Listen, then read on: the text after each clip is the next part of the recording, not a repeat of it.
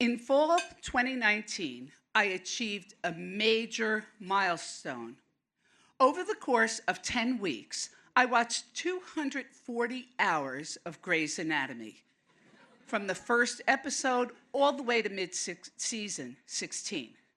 350 episodes, 41 minutes per episode, 14,350 minutes, 240 hours. That's 24 hours a week, on top of a full-time job, a writing and performing avocation, a marriage, a weekly commute to DC, and a normal outer life. I wonder, what could I have otherwise achieved with a focused 24 hours per week? A professional certification? First draft of a novel? I will say that after binge watching this medical drama, I believed I was qualified to practice medicine.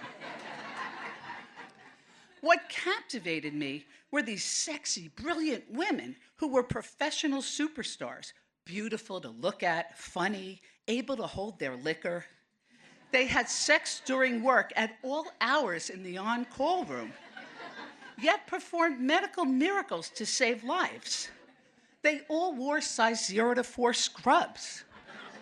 It made my then 63-year-old heart race as I vicariously experienced bizarre illnesses and accidents, brain tumors, serial killers, bomb threats, and black lace panties.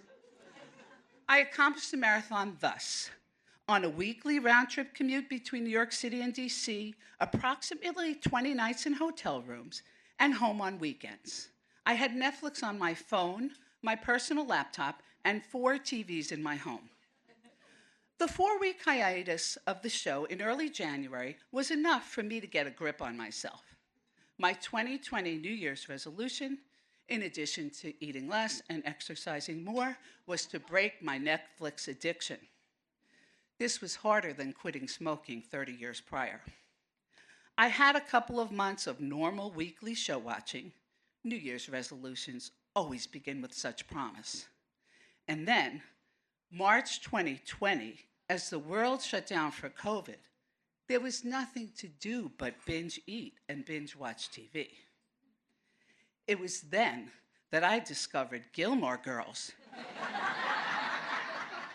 the perfect guilty pleasure for a pandemic. Like the Grey's Anatomy women, the Gilmore Girls were whip-smart and funny, overachievers, and the object of desire for a parade of cute guys. Instead of excessive drinking, the Gilmore Girls ate gargantuan amounts of junk food and drank gallons of coffee and wore size 0 to 4 jeans. Although Gilmore Girls was a mere 114.75 hours of televiewing, there were countless Facebook fan groups to keep the fascination stoked. I needed to rewatch the series several times to keep up with the trivia. The 90,000-member Gilmore Girls Addicts online group fed its followers endless speculation on the missteps and dysfunctions of the lovable characters. There were debates, quizzes, and drool-worthy pictures of pilgrimages to the Warner Brothers lot in LA, where the fictional Stars Hollow setting was reenacted and erected and is hauled out for annual events to this day. I knew I was over the edge on this addiction when in 2022, for my 34th wedding anniversary, I dragged my husband to a Gilmore Girls getaway created by the Washington, Connecticut Tourist Bureau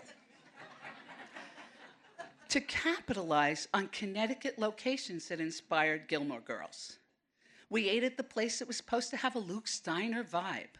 We took pictures at the gazebo in New Milford, and we brunched at the famous inn where creator Amy Sherman Palladino conceived of the series. We hit the local bookstore with its shrine to the show and a handout of Rory Gilmore's 200-plus book reading list. In 2024, I alternated between the umpteenth watching of Gilmore Girls and the nail-biting binge viewing of MSNBC. After the election, I hit rock bottom. I crashed. No more cutesy New England. These times called for more darkness. I spent this past December whipping through 121 episodes of Gossip Girl. A frothy drama filled with vicious betrayals, dark characters, lurid scenes, and girls who drink too much, have eating disorders, and wear 0 to 4 evening gowns. Then, Netflix, like God himself, asked, "Are you still watching?" I finally stepped away from the screen.